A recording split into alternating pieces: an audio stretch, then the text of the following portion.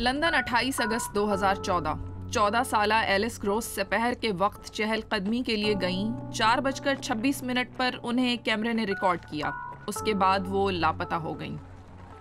2005 के दहशतगर्दाना हमलों के बाद इस लड़की की तलाश लंदन पुलिस की तरफ से सबसे बड़ा सर्च ऑपरेशन था। वीडियो मवाद इसमें इंतहाई अहम किरदार अदा करता है। दुनिया भर में सबसे ज़्यादा निगरानी वाले शहर लंदन में अंदाज़ों के मुताबिक मुस्तकिल तौर पर नस्ब 10 लाख के करीब कैमरे लोगों पर हर जगह नज़र रखते हैं। इनसे हासिल होने वाले मवाद का तज्जिया लंदन मेट्रोपॉलिटन पुलिस करती है, जिसे स्कॉटलैंड यार्ड के नाम से भी जाना जाता है। यही वो जगह है कि जहां सुपर रिकॉग्नाइजर्स काम करते हैं। ये ऐसे लोग हैं जो ख़ास तौर पर लोगों के चेहरे याद रखने में बहुत ही अच्छे हैं। ये लोगों के चेहरों को बार बार पहचान सकते हैं, भले उनके चेहरे का कुछ हिस्सा छुपा हुआ हो, लोगों के हजूम में हो या फिर उनकी हासिल शुदा तस्वीर की क्वालिटी अच्छी ना हो।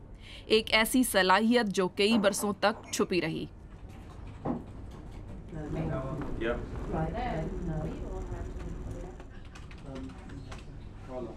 1994 में मैंने जाना कि पुलिस सीसीटीवी मटेरियल को मुनासिब तरीके से इस्तेमाल नहीं कर रही, यानी इमेजेस और वीडियोस का फिंगरप्रिंट्स और डीएनए की तरह मुनज़्ज़म तरीके से इस्तेमाल नहीं हो रहा। लिहाजा मैंने एक सिस्टम बनाना शुरू किया ताकि तस्वीर को मुनासिब तरीके से मुरतब किया जाए, और फिर हमने उनकी तरसील शुरू की। तो हमें एहसास हुआ कि हर 100 शनाख्तशुदा तस्वीर में से बाज़ अफरान 1 या 2 को ही शनाख्त करते हैं, जबकि कुछ 10 से 20 तक को। लिहाजा ये बात सामने आई कि कुछ लोगों के पास वाकई उसकी सलाहियत है।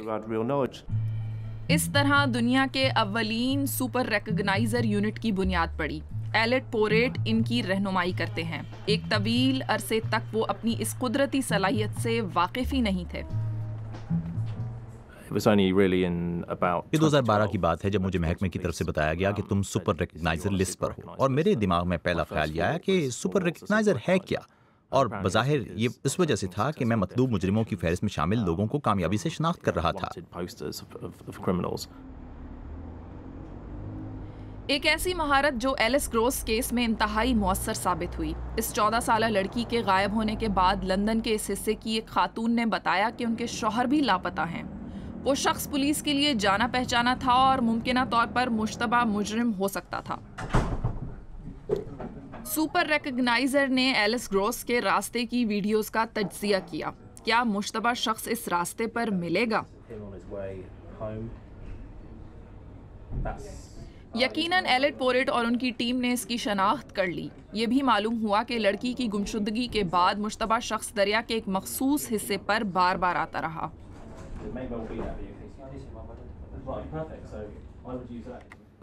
लिहाजा हम सीनियर अफसर के पास गए जो तफ्तीश कर रहे थे, और कहा कि देखें, हमारा ख्याल है कि हमने मुश्तबा शख्स को जुर्म की जगह पर वापस जाते देखा है, और इस तरह उन्होंने इसे तलाश कर लिया।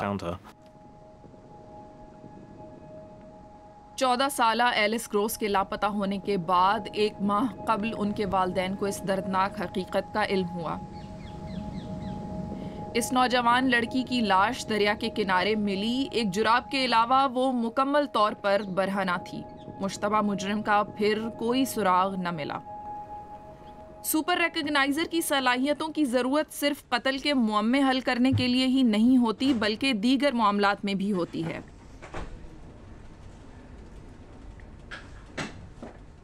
बहुत कामयाब केसेस में से एक दुकानों से सिलसिलावार चोरियां करने वाले एक शख्स का भी है।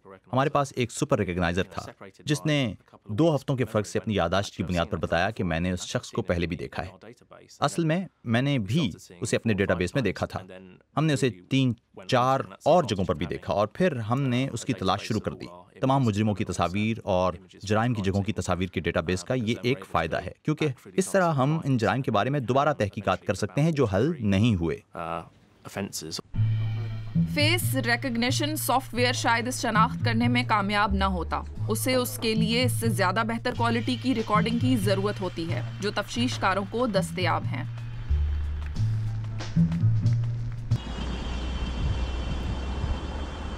ग्रीनिच यूनिवर्सिटी लंदन के साइकोलॉजिस्ट जोश डेविस सुपर रिकॉग्नाइजर की इस खसूसी सलाहियत पर तहकीक कर रहे हैं। वो मुहक्किकीन के साथ मिलकर टेस्ट तैयार कर रहे हैं। मैं इसके पसे पर्दा साइंस को समझना चाहता हूँ। मेरे ख्याल है हम जितना ज़्यादा इसके बारे में जानेंगे उतना ही ज़्यादा हम इंसानी यादाश्त के बारे में समझ सकते हैं, और शायद उसके मज़ीद इस्तेमाल भी सामने आए जिनके बारे में अभी तक किसी ने सोचा भी ना हो। चंद हफ्ते कबल डेविस ने एलेट पोरेट के एक एहलकार को एक वीडियो क्लिप दिखाया था। अब इन तस्वीर में से लोगों की शनाख्त करनी है। ये टेस्ट दरअसल सुपर रिकॉग्नाइजर की तवील मुद्दती यादाश्त का तज्जिया है। डेविस और पोरेट नताइज से खुश हैं। यूनिवर्सिटी के साथ ताउन पोरेट के लिए बहुत अहम है।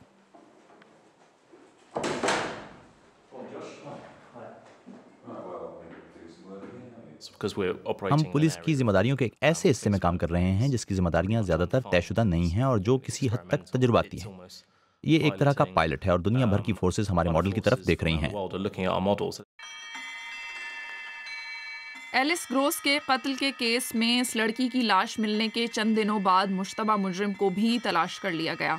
41 साला इस शख्स ने एक जंगल में खुद को लटका कर खुदकुशी कर ली थी, शायद पकड़े जाने के खौफ से।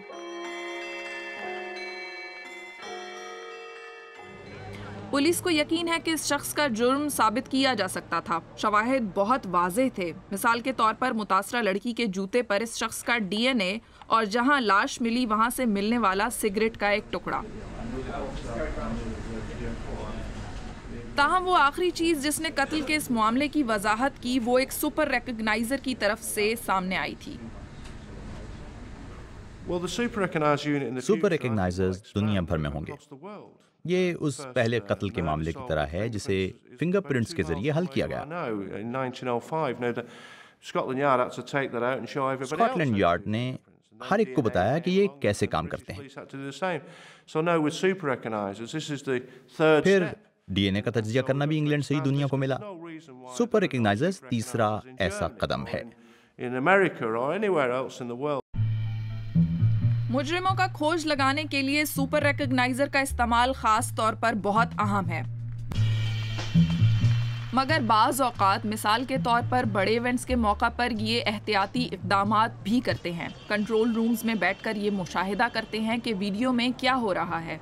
अगर वो किसी मालूम मुजरिम को देख लेते हैं तो उसे फौरी तौर पर वहाँ से हटाया जा सकता है। मगर वो किसी नामालूम मुजरिम की सूरत में कुछ करने से कासिर होते हैं। मिसाल के तौर पर किसी तयशुदा हमले की सूरत में। दुनिया की सबसे ज़्यादा निगरानी वाले शहर में भी मुकम्मल तहफ़्फ़ुज़ जैसी कोई चीज़ मुमकिन नहीं है।